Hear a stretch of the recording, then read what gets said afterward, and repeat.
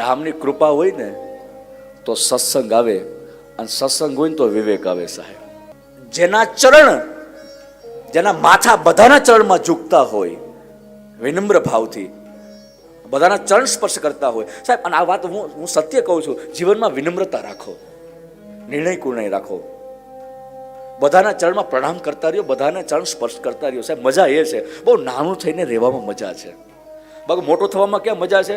જેટલા તમે મોટા થશો ને એટલો વજન વધારે લાગશે, અને તમે જેટલા નાના થશો ને એટલા તમે હળવા રહી શકશો.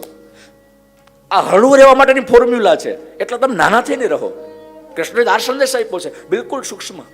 હા હા, બિલકુલ નાના થઈને રહો. કારણ કે જેના જીવનમાં વિનમ્રતા છે સાહેબ, બતારો આમ બી જેને માથા અધર રાખ્યા, એના જીવનમાં બે જ ઘટના બને, કાં મૂળમાંથી ઉખડી જાય, કાં વચ્ચેથી તૂટી જાય. વાવાઝોડું આવે ને કુમળું ઘાસ હોય ને બધું સૂઈ જાય, અને ઓલા જે તાળ જેવા બધા અકળ વૃક્ષ છે ને એ આમને ઊભા રહીએ, એ નમતા શીખા નથી એટલે શું થાય? કાંઈ ને મૂળમાંથી ઉખડી જવું પડે, કાં વચ્ચેથી તૂટી જવું પડે. મજા છે વિનમ્રતામાં સાહેબ. ઝૂકતા રહો, બધાને પ્રેમ આપતા રહો. પ્રેમ કી ગંગા બહાતે ચલો, મજા એમાં છે સાહેબ.